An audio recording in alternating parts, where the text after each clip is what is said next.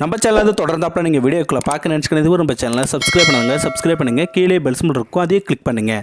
சரி வாங்க நம்ம வீடியோக்குள்ளே போகலாம். வணக்கம் நண்பர்களே. சாலையோரம் ஆரஞ்சு பழம் வியாபாரம் செய்து அதில் கிடைக்கும் வருமானத்தை வச்சுக்கிட்டு ஒரு பள்ளிக்கூடங்களை நடத்தி வரும் பழ வியாபாரியை பார்த்து ஒட்டுமொத்த இந்தியாவே சல்யூட் அடிக்க வச்சுருக்காரு. அது மட்டும் இல்லைங்க, நம்ம குடியரசுத் தலைவர் கையால் 2020 ஆண்டுக்கான பத்ம விருதுகளே வாங்கியிருக்காருன்னா சும்மா வாங்க. அது மட்டும் இல்லைங்க, இப்போது இதைத்தான் பரவலாகவும் வியப்பாகவும் பேசப்பட்டு வந்துக்கிட்டு இருக்கு. பழத்தை விற்று அதில் கிடைக்கும் பணத்தை வச்சுக்கிட்டு குழந்தைகளை பள்ளிக்கூடத்துக்கு அனுப்பி படிக்க வைக்கிறதே பெரும்பாடு இல்லைங்களா? இதில் ஒரு வியாபாரி அன்றாட சாப்பாட்டுக்கு போராடும் மனிதர் எப்படி பள்ளிக்கூடத்தை உருவாக்குனாரு?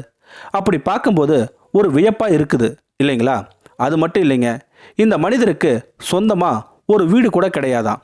அது மட்டும் இல்லை, புதுடெல்லியில் விருது வாங்கும் விழாவுக்கு செல்ல தேவையான பயண செலவே கர்நாடக அரசு தான் வழங்கியிருக்குன்னு சொன்னால் நம்ப முடியுதுங்களா? இந்த ஆரஞ்சு பழ வியாபாரி எப்படி இதை அவர் சாதிச்சார் அப்படிங்கிற உண்மையான சம்பவத்துக்குள்ளே போகிறதுக்கு முன்னாடி நம்மளுடைய வீடியோவுக்கு லைக் பண்ணுறதை மட்டும் மறந்துடாதீங்க. அப்போ தான் நம்ம போடுற வீடியோ நோட்டிஃபிகேஷனாக முதல்ல வரும். இந்த வீடியோவை ஸ்கிப் பண்ணாமல் முழுமையாக பாருங்கள். சரி வாங்க நம்ம வீடியோக்குள்ளே போகலாம். கர்நாடகா கேரளா எல்லை பகுதியில் உள்ள கரிகால கிராமத்தை சேர்ந்தவர் தான் கஜப்பா. அங்கே பெரும்பாலும் துளுப்பெரி மொழிகள் மட்டுமே அந்த மக்கள் பேசுவாங்களாம். இதனால் கஜப்பாவுக்கு இந்த மொழிகளை தவிர பிற எந்த மொழியுமே தெரியாதான்.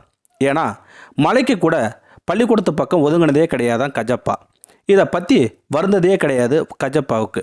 ஒரு நாள் பக்கத்தில் இருந்த மங்களூர் சந்தையில் ஆரஞ்சு பழம் விற்றுக்கிட்டு இருந்திருக்காரு நம்ம கஜப்பா. அந்த நேரத்தில் கஜப்பா வாழ்க்கையை திருப்பி போட்டிருக்க மாதிரி ஒரு சம்பவமும் நடந்திருக்கு. என்னன்னா, மார்க்கெட் சந்தைனாவே மக்கள் அதிகமாக வருவாங்க இல்லைங்களா? அதில் கஜப்பாவும் பழங்களை கூவி கூவி விற்றுக்கிட்டே இருந்திருக்காரு. அந்த நேரத்தில் திருமணம் ஆன இளஞ்சோடிகள் மார்க்கெட்டுக்கு காய்கறி பழங்களை வாங்கிட்டு ஊருக்கு போகலான்னு நினச்சிருக்காங்க. அந்த நேரத்தில் ஆரஞ்சு பழம் விற்கும் கஜப்பா கிட்ட வந்து ஆரஞ்சு பழம் வாங்கிக்கிட்டு அந்த இளந்தம்பதிகள் ஒரு துண்டு சீட்டை காமிச்சு ஒரு விலாசத்தை கேட்டிருக்காங்க. ஆனால் கஜப்பாவுக்கு ஒரு நிமிஷம் ஆடி போயிட்டாரு. ஏன்னா அந்த துண்டு காகிதத்தில் கன்னட மொழியில் எழுதியிருந்திருக்கு. கஜப்பாவுக்கு கன்னடம் தெரியாதனால அந்த இளந்தம்பதிகளுக்கு வழி சொல்லவே முடியல. இதனால் கஜப்பா மனசு ரீதியாக ரொம்ப கஷ்டப்பட்டார். கஜப்பா நம்ம படிக்காதனால தான் ஒரு சின்ன விலாசத்தை கூட அந்த தம்பதிகளுக்கு சொல்ல முடியல. இனி தன்னால் முடிஞ்ச பள்ளி செல்லும் குழந்தைகளுக்கு கல்வியின் கதவை திறந்து வைக்கும் மின்னல் கீற்று கஜப்பா மனசுக்குள்ளே அந்த நொடியில் வந்து போயிருக்கு.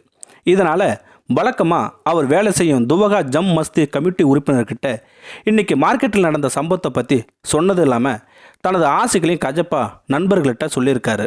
உடனே கஜப்பாவுக்கு பச்சை கொடி காட்டிய முஸ்லீம் சகோதரர்கள் அவங்களால முடிஞ்ச நிதி உதவியை கொடுத்துருக்காங்க. இதனால் கஜப்பா சிறுக சிறுக சேர்த்து வச்சுருந்த பணத்தை வச்சு 1999 புதுப்படுப்பு பகுதியில் 40 சதுர அடிக்கு நிலம் வாங்கியிருக்காரு கஜப்பா. மேலும் சிலரின் உதவியால் 1 ஏக்கர் நிலத்தை அதே பகுதியில் வாங்கியிருக்காரு கஜப்பா. ஒரு வருஷம் ஃபுல்லாக அரசாங்கத்தின் அத்தனை கதவுகளையுமே தட்டியிருக்காரு கஜப்பா. பிறகுதான் கர்நாடக அரசு பள்ளி கல்வித்துறையின் ஒப்புதல் கொடுத்துருக்காங்க. இருந்தாலும் ஒரு சில அலுவலகத்தில் அடியெடுத்து வைக்கும்போது தான் உண்மையான உலகத்தை புரிஞ்சிக்க ஆரம்பிச்சிருக்காரு கஜப்பா. இதில் கஜப்பாவே ஒரு சில பேர் ஏளனமாக பார்ப்பாங்களாம். அதிக இடத்துல அவமானங்கள், அது மட்டும் இல்லாமல் யாசகர் போல 50 காசு 1 ரூபாய் வீசி எறிந்து விரட்டுவதும் நடந்திருக்கான் கஜப்பாவுக்கு. சில நல்ல உள்ளம் கொண்ட மனிதர்கள் உதவினால் நிலமும் கூடுதல் பணமும் கிடைச்சிச்சு. இதனால் கஜப்பா ரொம்ப சந்தோஷமும் அடைஞ்சார். தன்னுடைய இலக்கில் கஜப்பா கொண்டிருந்த உறுதிப்பாட்டை உணர்ந்த சில அதிகாரிகளும் தங்களால் முடிஞ்ச நிதி உதவியும் செஞ்சுருக்காங்க. படிப்படியாக பள்ளிக்கூடத்துக்கான கட்டிடங்களை எழுப்ப தேவையான சிமெண்ட் இயந்திரங்கள், பல்வேறு உதவிக்காரங்கள் வந்துக்கிட்டே இருந்திருக்கு. குன்றுகள் போல இருந்த நிலப்பரப்பை சமவெளியை சமப்படுத்தினார் கஜப்பா. 8 வகுப்பறைகள் 2 கழிப்பறைகள் கொண்ட பள்ளிக்கூடமும் சில மாதங்களில் உருவாயிடுச்சு. 2001 ஜூன் 9 அன்று பள்ளிக்கூடத்தின் தொடக்க விழா நடந்தது. சந்தோஷத்தில் இருந்த கஜப்பாவுக்கு உள்ளூர் அரசியல்வாதிகளும் செல்வந்தர்களும் மேஜை நாற்காலியும் கொடுத்து செயல்படும் பள்ளிக்கூடமாக மாற்ற உதவினாங்க. கஜப்பா நாணய மிகுந்தவராக அறியப்பட்டதால் பள்ளி வளர்ச்சி மற்றும் கண்காணிப்பு குழு துணைத் தலைவராக நியமிக்கப்பட்டு பள்ளி வளர்ச்சிக்கான தேவையான நிதிமுறைகளை வழங்கப்பட்டது. தன்னுடைய பள்ளிக்கு 4 கணினிகளை வாங்கி கொடுத்துருக்காரு கஜப்பா. 5ஆம் வகுப்பறை கொண்ட இந்த பள்ளியில் இன்னைக்கு 91 குழந்தைகள் படிக்கிறாங்க. இருந்தாலும் 10வது வரை கொண்ட பள்ளியாக கட்டினால் தனது கனவு அடுத்த கட்டத்துக்கு நகருமே என்று தோன்றியது கஜப்பாவுக்கு. இப்போது கஜப்பாவை அறியாத கல்வி அதிகாரிகளே இல்லை. உடனடியாக மேல்நிலைப் பள்ளிகள் ஒப்புதலும் கிடைச்சது. 2003 மீண்டும் ஆரஞ்சு பழம் விற்று சொற்ப பணத்தை சேமிக்க வைக்க தொடங்கினார் கஜப்பா. 7 ஆண்டு காலமும் பணத்தையும் கொடை வள்ளல்கள் உதவினால் 2010 மேல்நிலைப் பள்ளிகள் கட்டிட வேலையும் தொடங்கினார் கஜப்பா. 2012 பள்ளி முழுமை பெற்றது. இப்போது நூலகம் 8ஆம் வகுப்பு தொடங்கி 10வது வகுப்பு வரை 6 வகுப்பறைகளை கொண்ட பள்ளிக்கூடமாக செயல்பட தொடங்கியது. கல்பனா சாவ்லா, சுவாமி விவேகானந்தர் போன்ற ஆளுமைகளின் பெயர்களை ஒவ்வொரு வகுப்பறைக்கும் எழுதியிருக்காரு நம்ம கஜப்பா. பத்மஸ்ரீ விருது வாங்கிய கஜப்பா PUC 1, PUC 2 படிப்பதற்கான ஜூனியர் கல்லூரி கட்டி எழுப்ப உத்திவேகத்தில் மீண்டும் ஆரஞ்சு பழம் விற்க ஊருக்கு புறப்பட்டிருக்கார் கஜப்பா.